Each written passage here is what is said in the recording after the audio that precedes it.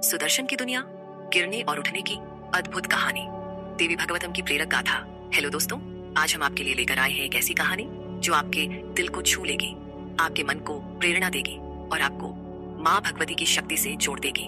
देवी भागवतम पुराण तृतीय स्कंद अध्याय 14 से 23 की इस कहानी में हम बात करेंगे सुदर्शन की, एक राजकुमार जिसने अपने जीवन में असंभव चुनौतियों का सामना किया, फिर भी माँ भगवती की कृपा से अपने भाग्य को चमकाया। इस कहानी में है नाटक, भावनाएं, युद्ध और सबसे बढ़कर माँ भगवती की चमत्कारी शक्ति। आखिरी बिंदु आपके होश उड़ा देगा, इसलिए वीडियो को अंत तक देखें, वरना आप इस कहानी का सबसे बड़ा फायदा चूक जाएंगे।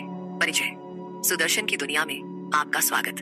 क्या आपने कभी सोचा है कि एक छोटा सा लड़का जिसके पास न धन है, न सेना, न कोई सहारा, वह कैसे एक विशाल साम्राज्य का राजा बन सकता है?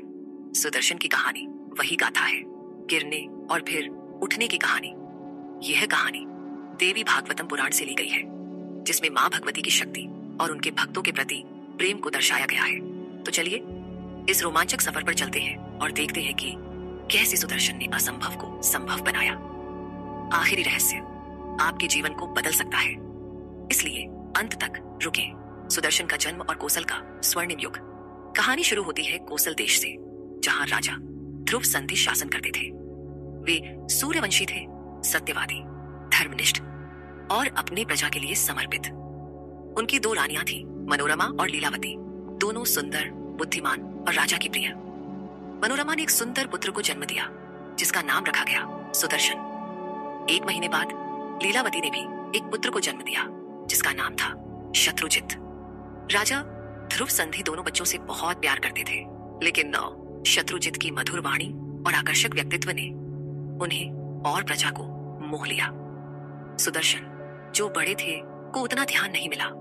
फिर भी दोनों भाइयों की परवरिश में कोई कमी नहीं थी। लेकिन दोस्तों, यहाँ से कहानी में आता है एक भयानक मोड़। आखिरी बिंदु आपको माँ भगवती की शक्ति का असली रूप दिखाएगा, इसलिए वीडियो को स्किप न करें। राजा ध्रुव संधि की मृत्यु और अयोध्या का संकट। एक दिन राजा ध्रुव संधि शिकार के लिए जंगल गए। वहां एक क्रोधित शेर ने उन पर हमला कर दिया। राजा ने वीरता से मुकाबला किया, लेकिन शेर के तीखे पंजों ने उनकी जान ले ली। यह खबर सुनकर अयोध्या में हाहाकार मच गया। मुनियों ने राजा का अंतिम संस्कार किया और महर्षि वशिष्ठ ने उनके लिए अंत्येष्टि की। अब सवाल उठा, अयोध्या का अगला राजा कौन होगा? मंत्रियों और मुनियों ने फैसला किया कि सुदर्शन, जो मनोरमा के पुत्र और बड़े थे, को राजा बनाया जाए। लेकिन यहाँ से कहानी और जटिल हो जाती है। क्या सुदर्शन को आसानी से राजगद्दी मिल पाएगी? अंत में एक रहस्यमयी सत्य आपके लिए इंतजार कर रहा है, जो आपको हैरान कर देगा। युद्धाजित और वीरसेन का टकराव। लीलावती के पिता उज्जैन के राजा युद्धाजित और मनोरमा के पिता कलिंग के राजा वीरसेन दोनों अपने अपने पोतों को राजा बनाना चाहते थे। युद्धाजित ने कहा, शत्रुजित अधिक योग्य है, उसे राजा बनना चाहिए। जबकि वीरसेन ने तर्क दिया, सुदर्शन बड़े हैं और वैध पत्नी के पुत्र हैं, इसलिए गद्दी के असली हकदार वही है। इस विवाद ने दोनों राजाओं को युद्ध के मैदान में ला खड़ा किया। अयोध्या में अशांति फैल गई। लुटेरे और पड़ोसी राजा भी इस मौके का फायदा उठाने पहुंच गए। क्या सुदर्शन को उनका हक मिलेगा या यहाँ से उनकी कहानी खत्म हो जाएगी?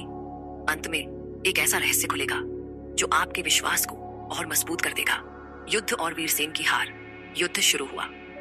वीरसेन ने युद्धाजित पर तीखे तीरों की बौछार की, लेकिन युद्धाजित ने भी जवाबी हमला किया। खून की नदियां बहने लगी। योद्धाओं के शव मैदान में बिखर गए और गिद्ध उनके मांस के लिए मंडराने लगे। एक भयानक दृश्य था, मानो यमलोक का रास्ता खुल गया हो। अंत में युद्धाजित ने वीरसेन का सिर काट दिया। मनोरमा के पिता की मृत्यु ने सुदर्शन के लिए खतरा बढ़ा दिया। मनोरमा को डर था कि अब युद्धाजित उनके बेटे को भी मार डालेगा। क्या सुदर्शन इस संकट से बच पाएंगे? आखिरी बिंदु में माँ भगवती का एक चमत्कार आपको चौंका देगा, इसलिए वीडियो को अंत तक देखें। मनोरमा और सुदर्शन का वनवास। मनोरमा ने अपने विश्वसनीय मंत्री विदल्ल को बुलाया और कहा, मेरे पिता मर चुके हैं, मेरा बेटा नाबालिग है और युद्धाजित हमारा दुश्मन, अब क्या करें? विदल्ल ने सुझाव दिया, हमें बनारस के जंगल में चले जाना चाहिए। वहां मेरा चाचा सुबाहु है, जो हमें शरण देगा। मनोरमा ने लीलावती से कहा कि वे युद्धाजित से मिलने जा रही हैं, लेकिन चुपके से सुदर्शन, विदल्ल और कुछ सेवकों के साथ बनारस के जंगल की ओर निकल गई। वहां महर्षि भारद्वाज ने उन्हें अपने आश्रम में शरण दी। मनोरमा ने अपने बेटे की परवरिश शुरू की, लेकिन क्या यह शांति हमेशा रहेगी? अंत में एक ऐसा रहस्य है जो आपके जीवन को माँ भगवती से जोड़ देगा। युद्धाजित का षड्यंत्र और सुदर्शन की शक्ति। उधर युद्धाजित ने अयोध्या में शत्रुजित को राजा बना दिया, लेकिन जब उसे पता चला कि सुदर्शन और मनोरमा भारद्वाज के आश्रम में है, वह अपनी सेना लेकर वहां पहुंच गया। मनोरमा डर गई कि युद्धाजित उनके बेटे को मार डालेगा, लेकिन यहाँ सुदर्शन की कहानी में आता है एक चमत्कारी मोड़। मुनियों ने सुदर्शन को काम बीज मंत्र सिखाया, जिसे सुदर्शन ने मन ही मन जपना शुरू किया।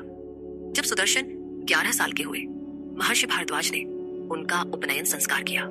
सुदर्शन ने धनुर्विद्या और वेदों का अध्ययन किया और माँ भगवती की कृपा से वैष्णवी शक्ति का दर्शन प्राप्त किया। क्या यह शक्ति सुदर्शन को बचा पाएगी? आखिरी रहस्य आपके लिए माँ भगवती की शक्ति को और करीब लाएगा। सुदर्शन और शशिकला का प्रेम। इधर बनारस के राजा सुबाहु की बेटी शशिकला को एक ब्राह्मण से सुदर्शन के बारे में पता चला। उसके मन में सुदर्शन के लिए प्रेम जाग उठा। माँ भगवती ने उसे स्वप्न में दर्शन दिए और कहा, सुदर्शन तुम्हारा पति होगा। शशिकला ने अपने मन में सुदर्शन को पति मान लिया। जब सुबाहु ने शशिकला का स्वयंवर आयोजित किया तो शशिकला ने साफ कह दिया, मैं केवल सुदर्शन को ही चुनूंगी। लेकिन सुबाहु और उनकी पत्नी डर गए, क्योंकि युद्धाजित और कई शक्तिशाली राजा स्वयंवर में आए थे। क्या शशिकला का प्रेम सुदर्शन तक पहुंच पाएगा? अंत में एक ऐसा रहस्य खुलेगा जो माँ भगवती की शक्ति को सिद्ध करेगा। स्वयंवर का रोमांच और युद्धाजित की धमकी। स्वयंवर के दिन बनारस में कई राजा अपनी सेनाओं के साथ पहुंचे। सुदर्शन भी अपनी माँ और मुनियों के आशीर्वाद के साथ वहां पहुंचे। युद्धाजित और शत्रुजित भी वहां थे और युद्धाजित ने धमकी दी, मैं सुदर्शन को मार डालूंगा और शशिकला को अपने पोते के लिए ले जाऊंगा। शशिकला ने स्वयंवर हॉल में जाने से इनकार कर दिया। उसने कहा, मैंने मन, वचन और कर्म से सुदर्शन को पति मान लिया है, मैं किसी और को नहीं चुनूंगी। सुबाहु ने डरते हुए सुदर्शन और शशिकला की शादी तय कर दी। लेकिन क्या यह शादी इतनी आसान होगी? आखिरी बिंदु में माँ भगवती का एक चमत्कार आपको हैरान कर देगा। युद्ध का मैदान और माँ भगवती का चमत्कार। शादी के बाद सुदर्शन और शशिकला बनारस से निकले, लेकिन युद्धाजित और अन्य राजाओं ने उनकी राह रोक ली। युद्धाजित ने सुदर्शन पर तीरों की बौछार की और युद्ध शुरू हो गया। सुदर्शन ने माँ भगवती का ध्यान किया और काम बीज मंत्र का जाप शुरू किया। तभी माँ भगवती स्वयं सिंह पर सवार होकर प्रकट हुई। उनकी सुंदरता और शक्ति देखकर सभी राजा हक्के बक्के रह गए। माँ ने युद्धाजित और शत्रुजित को युद्ध में मार गिराया। सुदर्शन और शशिकला सुरक्षित बच गए। सुबाहु ने माँ भगवती की स्तुति की और सुदर्शन को आशीर्वाद दिया कि वह एक दिन अयोध्या का राजा बनेगा। यह चमत्कार माँ भगवती की शक्ति का जीता जागता सबूत है। लेकिन अभी रुके, आखिरी रहस्य आपके लिए सबसे बड़ा उपहार है। आखिरी रहस्य, माँ भगवती की शक्ति का रहस्य।